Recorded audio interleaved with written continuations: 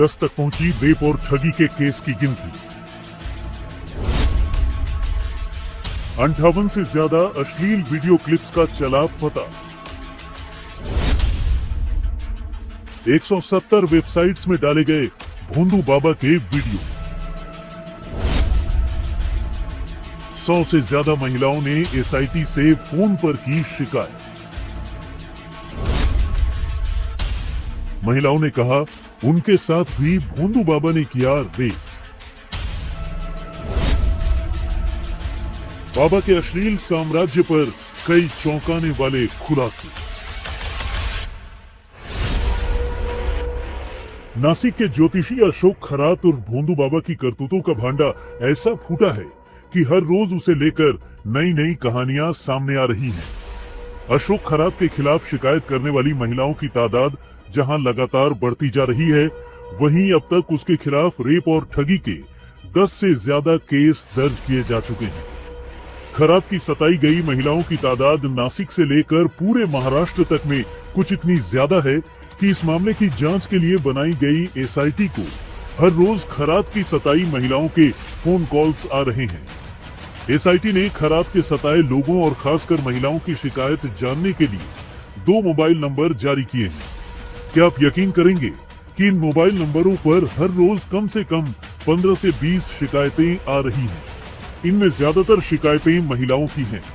Phone करने वाली महिलाएं बताती हैं कि खरात ने उनके साथ भी रेप किया है। भोंदू बाबा तो खैर कानून के शिकंजे में है ही, लेकिन उसकी बीवी फिलहाल फरार चल रही है।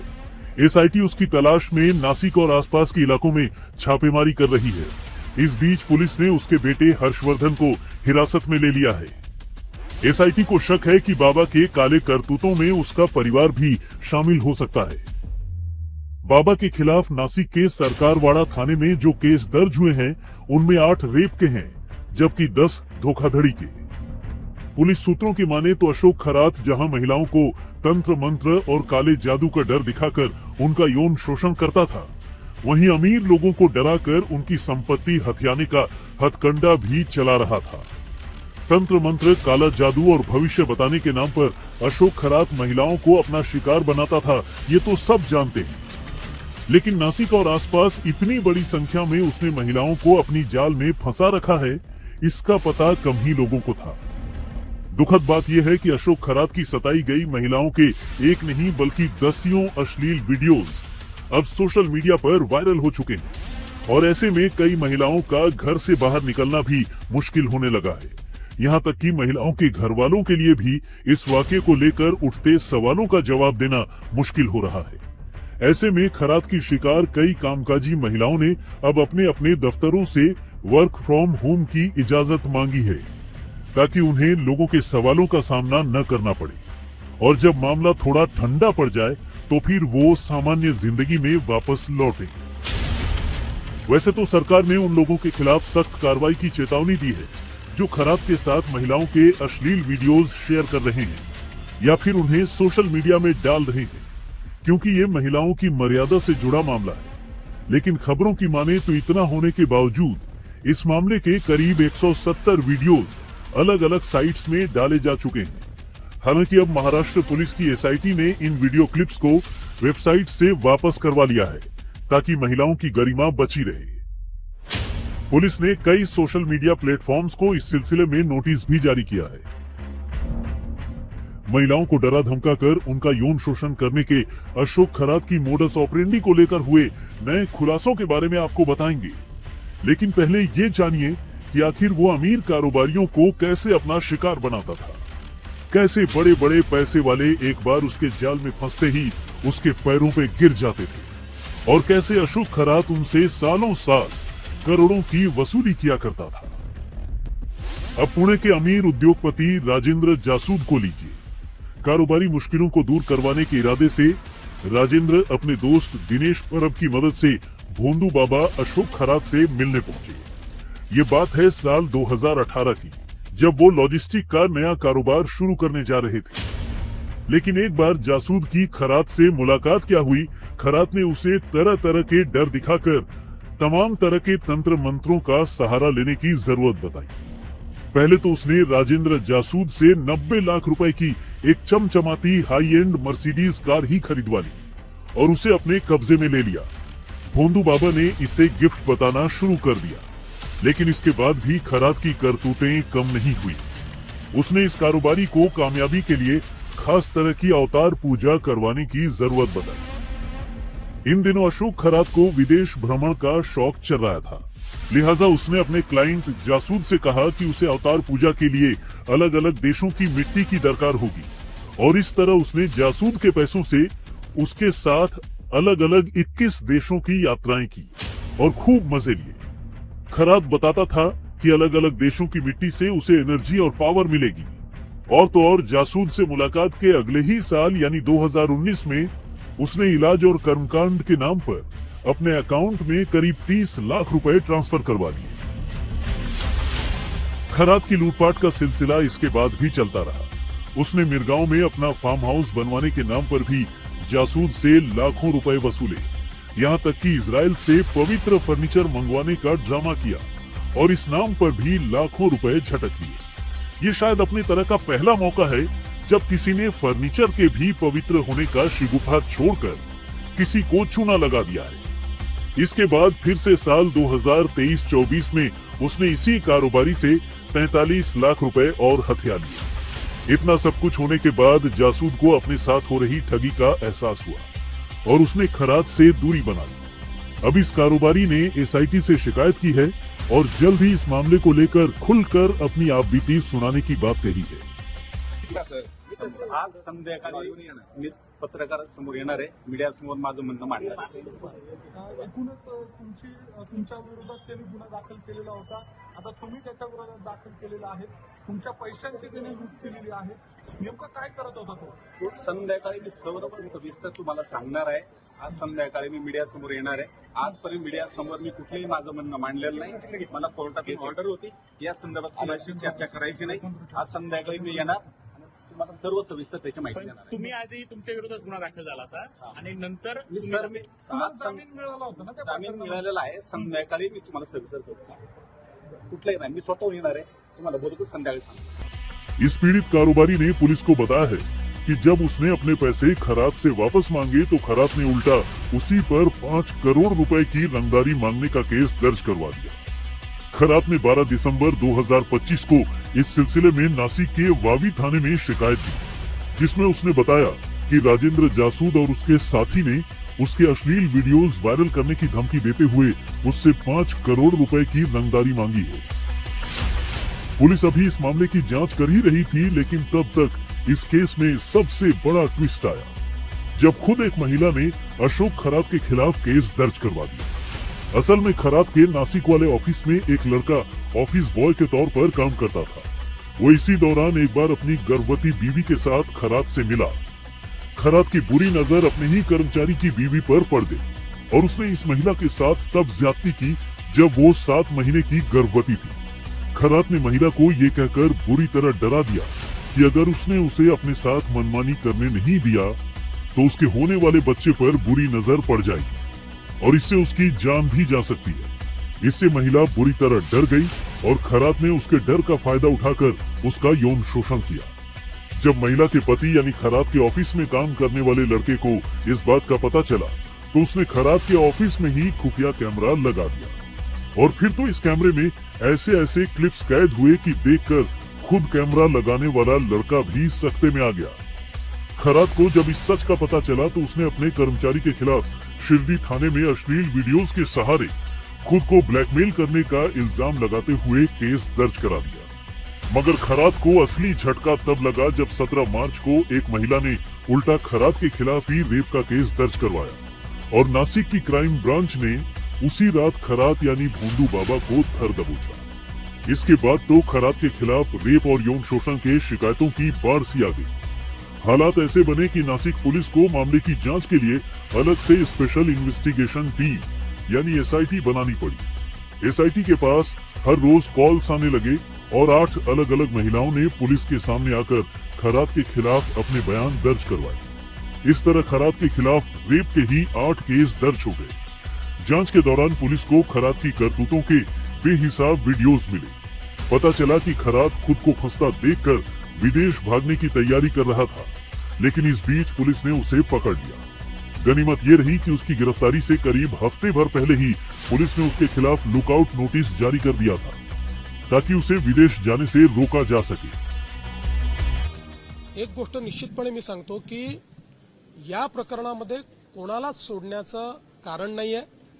अतिशय डीप आम्ही जातो, अनेक नवीन गोष्टी लक्षात येत आहेत।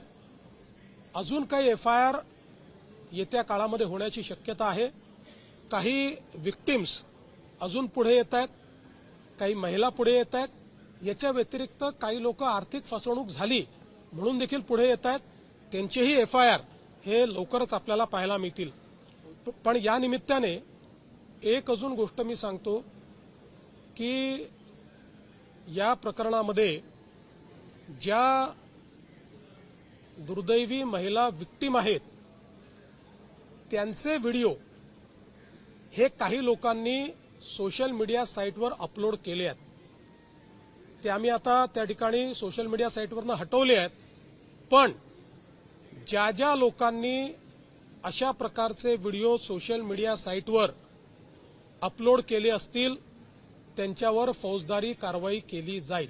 माननीय मुख्यमंत्री देवेंद्र फडणवीस साहब, जिनके पास गृह मंत्रालय भी है, इन्होंने विधानसभा के पटल पे ही ये स्पष्ट कर दिया है कि भोंदू बाबा कैप्टन अशोक खरात को मदद करने वाले किसी भी व्यक्ति, किसी भी संस्था, कोई राजनीतिक नेता, अधिकारी, किसी को भी बख्शा नहीं जाएगा। ये महायुति की भूमिका है। अब बात खरात की रेप वाली मोडस ऑपरेंडी की। खरात के पास जो भी महिला अपनी परेशानी लेकर आती, खरात उसे अपने जाल में फंसाने की कोशिश करता।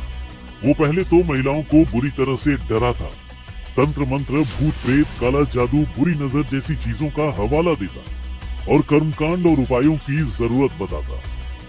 इसके बाद भी अगर कोई महिला उसकी बातों को सुनकर खुद को उसके हवाले करने से कतराने लगती, तो फिर खरात उसे डराने की सबसे खतरनाक चाल चलता। वो कभी उसके पति के तो कभी उसके बच्चों के मर जाने का डर दिखाता और फिर महिला को समर्पण करने के लिए तैयार कर लेता। जब महिला उसके दफ्तर में उससे मिलने पहुंचती, तो फिर वो महिला को नशीली दवा मिला हुआ पानी पीने को देता। इस पानी को वो एनर्जाइज्ड वाटर यानी ऊर्जा युक्त पानी होने की बात कहता। एक बार नशीला पानी पीते ही महिला पर बेहोशी छाने लगती और महिला की इसी मानसिक हालत का फायदा उठाकर वो अपने ऑफिस में ही उसके साथ रेप करता। ऐसे ही रेप के मामलों के बेशुमार वीडियोस अब लीक हो चुके हैं। अकेले SIT ने ही 100 से ज्यादा वीडियोस जब्त किए हैं। अशोक खरात उर्फ भोंदू बाबा ने भविष्य बताने और तंत्र मंत्र की आड़ में अनगिनत महिलाओं के साथ यौन शोषण तो किया ही, लेकिन एक महिला के साथ तो उसने हद ही कर दी। ये वही महिला है जिसकी शिकायत पर अशोक खरात के खिलाफ रेप का पहला केस दर्ज हुआ। क्या आप मानेंगे कि इस महिला के साथ अशोक खरात पिछले 10 सालों से रेप कर रहा था। यहाँ तक कि अशोक की इन्हीं गिरी हुई करतूतों के चलते वो महिला गर्भवती हो गई और अशोक ने अपनी पोल खुलने के डर से महिला को प्रेगनेंसी टर्मिनेट करने की दवा दी। अब सवाल यह है कि अगर अशोक खरात इतनी महिलाओं के साथ इतने सालों से ज्यादती कर रहा था, तो महिलाएं इतने सालों तक चुप क्यों रही? तो इसका जवाब है अशोक खरात का पॉलिटिकल कनेक्शन। असल में अशोक खरात ने न्यूमरोलॉजी, एस्ट्रोलॉजी और तंत्र विद्या के नाम पर ऐसा माहौल बना रखा था कि बड़े बड़े नेता, कारोबारी और प्रभावशाली लोग उसके दरबार में पानी भरा करते थे। ऐसे में अगर अशोक खरात किसी से ज्यादती भी करता था, तो वो महिलाएं किसी के सामने मुंह खोलने तक से घबराती थी। अब महाराष्ट्र महिला आयोग की पूर्व अध्यक्ष रूपाली चाकणकर के मामले को ही लीजिए। रूपाली चाकणकर की खरात के साथ कई तस्वीरें सामने आ चुकी हैं, जिनमें वो कहीं अशोक खरात के पांव धोती हुई तो कभी उनके सिर पर छाता पकड़े हुए नजर आ रही है। नासिक के एक पत्रकार ने इल्जाम लगाया है कि जब उसने अशोक खरात को लेकर एक खबर प्रकाशित की, तो अशोक की तरफ से रूपाली चाकणकर ने उसे फोन किया और प्रभाव में लेने की कोशिश की। रूपाली ने उससे कहा कि वो अशोक के खिलाफ लिखी गई खबर का तुरंत खंडन प्रकाशित करे। रूपाली ने यह भी पूछा कि आखिर उसने अशोक खरात के बारे में ऐसी खबर छापने की हिम्मत कैसे की। रूपाली ने खरात को क्लीन चिट देते हुए कहा कि अशोक खरात पर इल्जाम लगाने वाली पीड़ित महिला को वो तुरंत उसके सामने पेश करे ताकि सच्चाई पता चल सके। वावी पुलिस स्टेशन में कैप्टन अशोक खरात ने मेरे ऊपर एफआईआर दर्ज किया और दखल पत्र गुना वहां पे उन्होंने रजिस्टर किया। रजिस्टर होने के बाद में 2 दिन के बाद में मुझे महिला आयोग के जो अपने महिला आयोग है महाराष्ट्र राज्य के रूपालीताई चाकणकर उनके प्रेसिडेंट है महाराष्ट्र के, उनके सीएन साहिब के मुझे कॉल आया। उसके बाद में वो न्यूज आपने पब्लिश किया है, उसमें कुछ दिख रहा नहीं है, आप उसके ऊपर तुरंत रिटर्न एक न्यूज पब्लिश कीजिए क्योंकि बाबा अच्छा है, उन्होंने उसके बारे में किया। मैंने तो न्यूज में कोई बाबा का नाम नहीं लिया था, मैंने खाली ऐसा पत्रकारिता के सोर्स से न्यूज पब्लिश किया था। और रूपाली चाकणकर मैडम ने वैसे तो महिलाओं के लिए मेरी और डिपार्टमेंट की हेल्प लेके ये प्रकरण को ज्यादा से ज्यादा उठाना चाहिए था। उन्होंने मुझे ही प्रेशर कर दिया, मेरे ऊपर ही नोटिस भेज दिया। क्या आपके पास कोई सबूत है क्या, आप कैसे न्यूज पब्लिश कर रहे? और यहाँ के लोकल पुलिस को उन्होंने एक वुमन कमिश्नर से आपने लेटर भेजा दिया, यही एडिटर के ऊपर एफआईआर कीजिए।